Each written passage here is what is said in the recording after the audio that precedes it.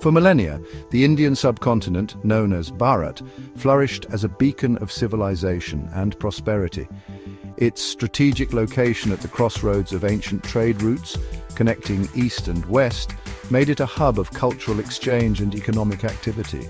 From the Roman Empire to the Chinese dynasties, merchants and travelers were drawn to Bharat's riches.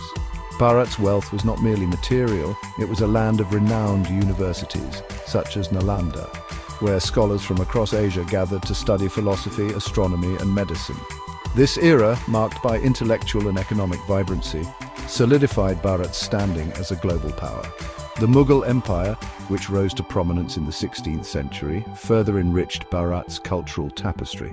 Under the Mughal emperors, art, architecture, and literature flourished, leaving behind magnificent monuments like the Taj Mahal, a testament to Bharat's enduring legacy.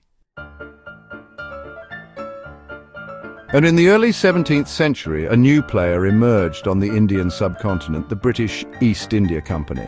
Initially, they arrived as traders seeking to capitalize on the lucrative spice trade that had captivated Europeans.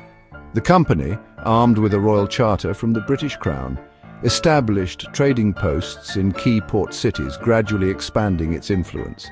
At first, the British were merely one of several European powers vying for a foothold in Bharat's markets. However, their ambitions soon grew beyond mere trade. Recognizing the Mughal Empire's gradual decline, the company saw an opportunity to assert its dominance. The British began to exploit internal divisions within the Mughal Empire, strategically forming alliances with local rulers and pitting them against each other.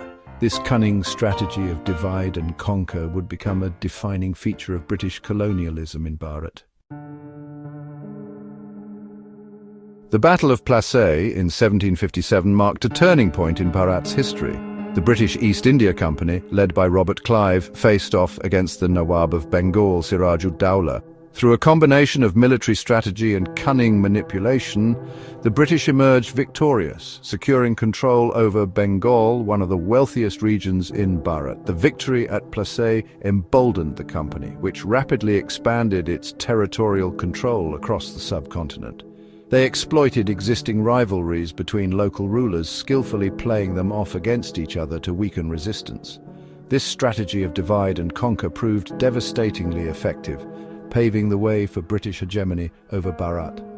As the Mughal Empire crumbled, the British East India Company transformed from a trading corporation into a de facto ruling power. They established their own administrative systems, collecting taxes and enforcing their will upon the once mighty subcontinent. Section 4. Exploitation and Oppression, the Dark Side of British Rule. With their grip on Bharat firmly established, the British embarked on a systematic campaign of economic exploitation. They transformed the Indian economy into a supplier of raw materials for British industries while flooding the Indian market with cheap manufactured goods. Traditional Indian industries, unable to compete with their British counterparts, were driven to ruin. Indian farmers were forced to cultivate cash crops like indigo and opium, often at the expense of food crops, leading to widespread famine and hardship. The British implemented policies that favoured their own merchants and traders, crippling Indian businesses and stifling economic growth. This period of British rule was marked by the suppression of Indian culture and traditions. The English language was imposed in education and administration, while traditional Indian knowledge systems were often dismissed as inferior. The British sought to remake Bharat in their own image, erasing its rich cultural heritage in the process. Section 5. The Seeds of Rebellion, the Revolt of 1857 and the Fight for Freedom. The year 1857 witnessed a pivotal moment in the struggle against British rule, the Sepoy Mutiny, also known as the First War of Independence. What began as a mutiny by Indian soldiers, or sepoys, in the British East India Company's army quickly spread across northern and central India.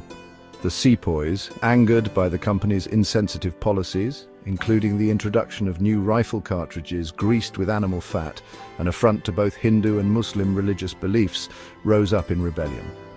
While the uprising was brutally suppressed by the British, it marked a turning point in the fight for independence. The events of 1857 shattered the myth of British invincibility.